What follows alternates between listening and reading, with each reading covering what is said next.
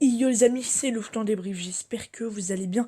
Et aujourd'hui, donc en cette période de coronavirus, vu que j'ai pas grand chose d'incroyable à faire, si ce n'est de te parler de l'actualité, aujourd'hui les amis, je vais faire une vidéo versus foot, la première vidéo de la chaîne. Et donc les amis, aujourd'hui je vais faire le duel entre Monaco 2017 et Leipzig 2020. Donc les amis, avant de commencer donc ce versus, j'aimerais quand même à vous dire que vous étiez nombreux à mettre des idées de versus. Et c'était vraiment très très sympa de votre part, mais malheureusement, euh, je n'ai pas pu les mettre. Pourquoi? D'une, parce que vous avez mis des vieilles équipes enfin des équipes qui datent d'il y a longtemps. Et moi, les amis, je ne peux pas mettre des équipes qui datent d'il y a longtemps car je ne connais tout simplement pas les joueurs et donc je peux pas comparer deux joueurs s'il y en a un que je connais pas ou s'il y en a deux que je connais pas. Voilà pourquoi je vais faire des versus d'équipes qui datent d'il n'y a pas longtemps quand je les avais suivis. Donc les amis, dans les commentaires, je vous invite à mettre des versus qui datent d'il n'y a pas longtemps, des équipes genre je donne un exemple, France 2018 vs Allemagne 2014, mais pas des versus qui datent d'il y a de je sais pas combien d'années, qui datent des années 90, car les joueurs je ne les connais pas, et donc ça va être difficile de donc comparer les deux joueurs. Voilà les amis, donc on commence maintenant tout de suite le versus. Donc premier face à face, Peter Gulashi vs Daniel Subasic. Donc voilà les amis, donc on a donc Peter Gulaci, donc qui est un gardien hongrois et qui réalise une saison incroyable, hein, qui fait beaucoup d'arrêts décisifs, qui prend très très peu de buts. Et à côté on a donc un Daniel Subasic qui a fait aussi une magnifique saison avec Monaco. Mais là je vais donner le point donc à Peter Gulaci, car je trouve que contrairement à Monaco, Leipzig prend beaucoup moins de buts cette saison que Monaco en 2017. Donc voilà pourquoi je vais donner le point à Peter Gulaci, donc ça fait un 0 pour Leipzig. Deuxième face à face, donc Sidibé vs Nordi Mukiele. Donc voilà, on a donc Djibril Sidibé qui est un joueur en 2017 à Monaco qui était vraiment incroyable, très très offensif, qui mettait beaucoup de passes décisives et de buts, et qui était aussi un très très bon défenseur. Et à côté, on a un Nordi Mukiele qui avant jouait à Montpellier, qui n'était pas très très connu dans le jargon du football. Et là, vraiment, il est en train de percer à Leipzig où il fait une saison de dingue. Mais donc voilà, on a un Sidibé très très offensif et un Nordi Mukele un peu plus prudent, voilà, qui ne est un peu moins offensif, ou désolé, qui est un peu moins offensif euh, et qui joue et qui voilà qui joue un peu moins vers l'avant, qui va un peu moins, comment dire, qui va un peu moins faire les efforts offensifs. C'est plutôt un joueur prudent défensif, voilà. Alors que Sidibé c'est le contraire. Mais là je vais donner le point à Sidibé car Sidibé c'est un joueur non seulement hyper offensif mais aussi très très bien défensivement. Alors que Mukele lui il est très très bon défensivement, mais offensivement c'est plutôt Sabitzer ou Nkunku qui vont faire le travail côté droit. Voilà pourquoi je vais donner le point à Sidibé, donc ça fait 1-1. Donc voilà les amis, maintenant vous avez vu le duel Camille Glick vs Upamecano.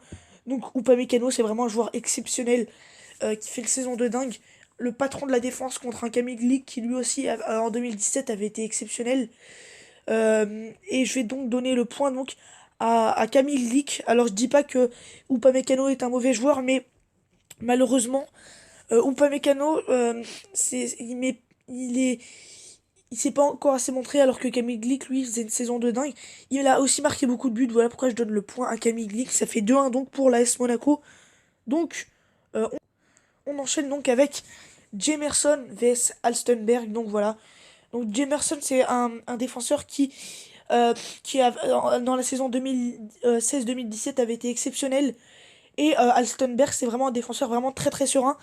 Donc là je vais donner le point à Alstenberg, car Alstenberg c'est vraiment quelqu'un de beaucoup plus serein, quelqu'un qui a beaucoup plus d'expérience qu'un Jemerson qui lui manque d'expérience, manque de lucidité et de sérénité, et qui en fait encore beaucoup trop d'erreurs. Voilà pourquoi je donne le point donc à Alstenberg. Donc ça fait 2-2. Donc magnifique duel entre Angelino et Benjamin Mendy. Donc voilà, on a Angelino qui vraiment est très très bon de tous les côtés, que ce soit offensivement, défensivement, quelqu'un qui a de l'expérience, hein, qui est notamment passé par Manchester City. Et à côté, t'as un Benjamin Mendy qui est aussi exceptionnel. Mendy, c'est vraiment un joueur qui a vraiment été très très important offensivement, qui a fait tellement de passes décisives, qui a marqué aussi pas mal de buts. C'est vraiment quelqu'un qui vraiment est très très rapide et qui vraiment euh, vraiment accélère le jeu de Monaco sur le côté gauche. Donc je vais donner le point à Benjamin Mendy, car voilà, c'est vraiment un joueur qui, euh, qui pour moi est beaucoup plus actif sur son couloir gauche qu'Angelino, qui lui est un peu plus lent et qui va voilà être plus, qui va un peu moins faire de centre, alors que Mendy c'est vraiment rapide et c'est des centres décisifs la plupart du temps. Donc je donne le point à Benjamin Mendy, ça fait 3-2 pour l'AS Monaco. Donc on enchaîne donc avec un magnifique duel aussi entre Marcel Sabitzer et Bernardo Silva. Donc voilà, Bernardo Silva, c'est un joueur qui sur le côté droit fait des misères toutes les défenses. C'est vraiment quelqu'un de lucide, avec des dribbles vraiment en un, qui fait vraiment des dribbles magnifiques, et qui vraiment sur le côté droit fait des misères. Voilà, il fait beaucoup de passes décisives, beaucoup de buts, rapidité, magnifique technique, talentueuse. Et t'as un Sabitzer euh, qui lui est vraiment aussi magnifique, qui met beaucoup de buts, qui est décisif sur son côté droit, voilà, et aussi qui est vraiment le patron de l'offensivité de Leipzig. Et donc je vais quand même donner le point à Bernardo Silva.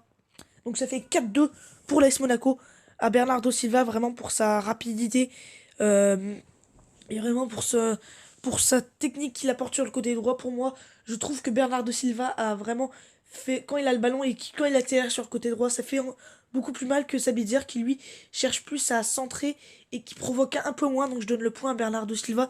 Ça fait donc 4-2 pour Monaco. Ensuite, on a un duel donc entre Emil Forsberg, le Suédois, et contre Fabinho, le Brésilien. Donc voilà, hein, Emil Forsberg qui malheureusement joue un peu moins ces derniers temps, même s'il a mis un but en Ligue des Champions contre Tottenham. Et là, un Fabinho vraiment qui est le patron du milieu de terrain, qui délivre des caviars, en veux-tu en voilà. Et un Emil Forsberg qui lui aussi est vraiment très très bien, mais je donne le point à Fabinho. Donc voilà, ça fait 5-2 pour Monaco, à Fabinho vraiment pour son talent au milieu de terrain. Emile Forsberg qui lui joue un peu moins ces derniers temps. Donc voilà, ça fait 5-2 pour Monaco, qui est pour l'instant en train de largement dominer Leipzig. Ensuite, on a un duel entre Leimer et Bakayoko. Donc je vais donner le point à Timur Bakayoko. Donc ça fait 6-2 pour Monaco. Donc Timur Bakayoko vraiment son talent au milieu de terrain, qui lui aussi délivre beaucoup de caviar. Et Leimer qui lui est un peu moins, comment dire, qui est un peu moins, qui ose un peu moins, voilà, qui vraiment est assez discret, mais qui lui aussi fait des livres pas mal de caviar. Mais je vais quand même donner le point à Bakayoko. Donc ça fait 6-2 pour Monaco. Donc ensuite, duel entre deux Français, Thomas Lemar contre Christopher Nkunku. Donc voilà, magnifique duel, vraiment, hein. Un Christopher Nkunku qui avait un peu freiné à Paris lors de la dernière saison et qui là, cette saison, réalise une magnifique saison contre un Thomas Lemar qui lui aussi est exceptionnel sur son couloir gauche. Il est vraiment, avec Bernardo Silva sur les ailes, c'était vraiment le feu. Et donc je vais donner le point à Christopher Nkunku, car je trouve que cette saison à Leipzig, il fait énormément de bonnes choses. Quand il a le ballon, c'est vraiment le danger. Il dribble, il fait beaucoup de buts, beaucoup de caviar. Et à côté, Thomas Lemar aussi, qui est vraiment très très bon, mais je donnerai quand même le point à Christopher Nkunku, donc ça fait 6-3. Leipzig revient tout de même, même si dans tous les cas Monaco va gagner. Donc, magnifique duel donc entre Radamel Falcao et Patrick Schick. Donc voilà les amis, Patrick Schick qui réalise une très très bonne saison, qui concurrence un peu aussi vers l'avant. Le trio offensif Nkunku, Schick et Werner marche très très bien. Et je vais quand même donner le point à Falcao, car je trouve que Falcao, lors de la saison 2016-2017, a été beaucoup plus décisif que Patrick Schick. Donc je donne le point à Falcao. Ça fait 7-3 pour l'AS Monaco. Et maintenant place au dernier duel. Kylian Mbappé Lotin vs Timo Werner. Magnifique duel. Et voilà les amis. Donc moi, franchement, je trouve que c'est vraiment un magnifique duel, vraiment euh, vraiment avec deux joueurs vraiment talentueux. T'as un Kylian Mbappé qui réalise une saison de dingue, enfin qui a réalisé une saison de dingue, et Timo Werner qui lui aussi marque beaucoup de buts. Donc je vais donner le point quand même à Timo Werner. Alors ça va vous sembler bizarre, mais moi je trouve que tout de même euh, Timo Werner, lors de cette saison, est vraiment beaucoup plus décisif que Mbappé lors de la saison 2017. Marque beaucoup de buts importants, il est régulier. Au contraire de Kylian Mbappé, qui lors de la saison 2016-2017 a été beaucoup moins régulier. Il s'est surtout révélé en fin de saison, mais là je parle vraiment de la saison complète, et je trouve donc que Werner est beaucoup plus décisif cette saison que Mbappé. Mais ceci n'empêche pas de dire que Mbappé réalise une saison de dingue.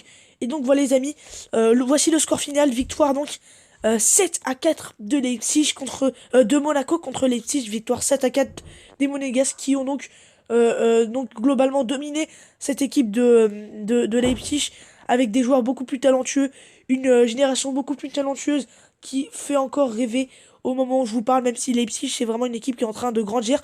Mais pour moi, Monaco est encore au-dessus de Leipzig. Voilà les amis, c'était mon premier versus foot. Donc j'espère qu'il vous aura plu ce premier épisode. N'hésitez pas à le dire dans le commentaire. Et dites-moi des idées de versus d'équipes qui ne datent d'il y a pas longtemps. Parce que moi, je ne connais pas trop les équipes de 2006 et tout. Je connais pas trop les joueurs, donc ça va être difficile donc de les comparer. Donc dites-moi des équipes qui datent d'il y a pas longtemps, des idées de versus. Et je les ferai avec plaisir. En tout cas, moi les amis, je vous dis à très très vite pour de prochaines vidéos sur ma chaîne YouTube. Même s'il n'y a pas le coronavirus, je vais continuer à faire des vidéos. Ne vous inquiétez pas. C'était le Foot en débrief. Allez les amis, bye.